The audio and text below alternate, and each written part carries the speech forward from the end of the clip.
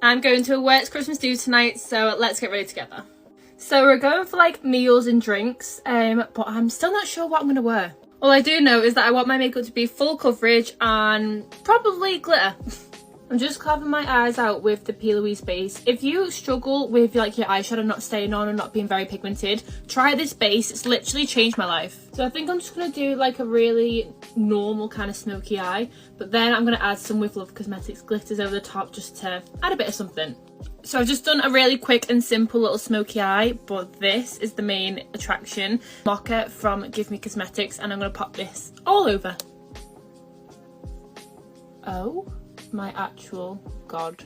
They are normally out of stock, but they're actually restocking at 12 o'clock tomorrow, so get on it. Gonna do some spot concealing with the NARS Pot Concealer. This is amazing for any spots. Still don't have a clue what to wear though. I was thinking of shorts, but it's literally like -3 outside and I'm the biggest wuss when it comes to the cold. Anyone else got any Christmas parties coming up? I actually can't believe Christmas is literally in 2 weeks. I'm kind of prepared, but I'm kind of not. Just using Toffee Truffle by Pink Honey just to bronze me up a little bit. The cheeks I want to go quite pink, so I'm going to use Sweet Cheeks by Mitchell. I think Sweet Cheeks might be my actual favourite shade by Mitchell, so much so that it's completely run out. But I really want to try the blushes that he has come out with, the powdered ones. I have ordered one, but I think I might try and get this shade. Using the Huda Beauty powder and the Trigwell powder puff literally gives you the most flawless under eye each time. Like, look at that. Highlight, I'm just using Champagne Spray by Mitchell. I found that when you apply them with his sponge, they actually go on a lot better. Sometimes I feel like if you apply them straight to the skin, they can go a bit clunky. But with the sponge, it's so good. I'm just going to finish the eye look using the Half Lashes from Pink Honey, just to add a little bit more fullness. Just popping on some of the Refy lip liner. Then I'm going to put on Max Modesty over the top. This is literally one of my favourite lipsticks ever. And then I'm going to use Wee Cherie to set it all in place. And that's the makeup done. Now I just had to spend my time trying to pick an outfit. Wish me luck.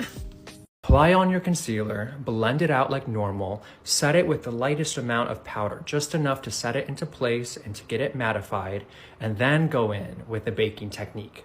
All you gotta remember is this: blend, set, bake. Don't worry, we're not leaving the curly hair girls out of this one. When designing our hair tinsel, we ensured it was heat resistant so that everybody could use it.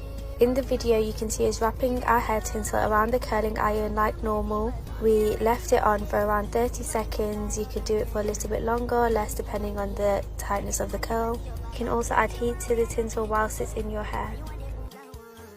Eyeliner for hooded eyes. Do your eyelids droop down over your eyes like this? The normal way to apply eyeliner is to lift your brow and apply it. But if you've got hooded eyes, this is the worst thing that you can do, because look what it does. Your wing gets buried in the fold of your eyelid. Instead, what you want to do is apply your eyeliner with your brows relaxed. Draw a straight line across the crease and connect it to the lash line. And then when you look down, connect those two parts together. You'll be missing a little bit. Connect the outer part of the wing, connect to the inner corner, and look at the difference. This will give you a super sharp cat wing that won't get lost in your crease. Yes! Save or splurge, where I tell you what product is worth the splurge or if you should save your money. Yes, this is so worth it. I think you could save your money on this one. Love, love, love this. Absolutely get it. Heck yes, this is a great one. Not sure if this one's worth the cash. If you have textured or bumpy skin, here's how I improved mine. This was actually one of my personal goals when I started a skincare routine. It started by using a retinoid 6 nights a week. Then I used an exfoliating acid the other night of the week. Any exfoliating acid will do. I've personally been loving lactic acid. Finally, patience is key. It took me at least 3 months to see improvement. If you have dry and frizzy hair, you need to try this hair hack. This method is called Squish to Condish. So once you rinse your shampoo, let the excess water drip away, but do not wring the water out of your hair. Then take a hair mask and apply it evenly through the ends. Now scrunch your hair up and squeeze them repeatedly like this. This is the sound you should be hearing. This method not only helps coat each strand with the mask, but it also forces the hydration from water and conditioner to bond with the hair. Then rinse out the conditioner and style your hair as normal. You'll notice your hair is going to be super hydrated and frizz-free. I've spent years trying to find the best way to cover the dark circles under my eye. I've been using different colour correctors. I use orange concealer. So I ordered this shade by accident. This is my favourite concealer. It's the HME Cosmetics Airbrush Concealer.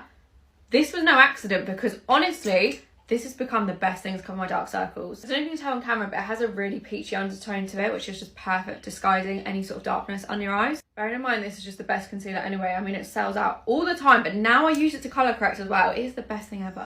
I'm sorry, but do we see this difference? This is before even going in my normal concealer. Colour correcting shade versus nothing. It's also actually allowed me to use less concealer as well. All I'm going to do now is just apply my normal shade just to brighten under my eyes. And just like that, no dark circles. If you struggle with dark circles, go try this out. Shade 3.5N. Please stop applying liquid highlighter like this. People always ask why their liquid highlight doesn't work for them, why it goes flaky, cakey and patchy, and it's because you are applying it directly onto your base. Look, you can see it right there where I placed it. My perfect way to apply it that I found is apply it onto your hand like this. Use the bottom of a damp beauty sponge to pick some up and then tap off the excess and press and massage it into the skin, and it's just going to melt in like butter and you're going to get a glass skin finish. I apply it absolutely everywhere and it's going to make you look like you just have your skincare on. It is stunning. So this patchy side to this stunning glowy side. If you struggle with liquid highlighter, try this and thank me later. I used to contour my nose like this,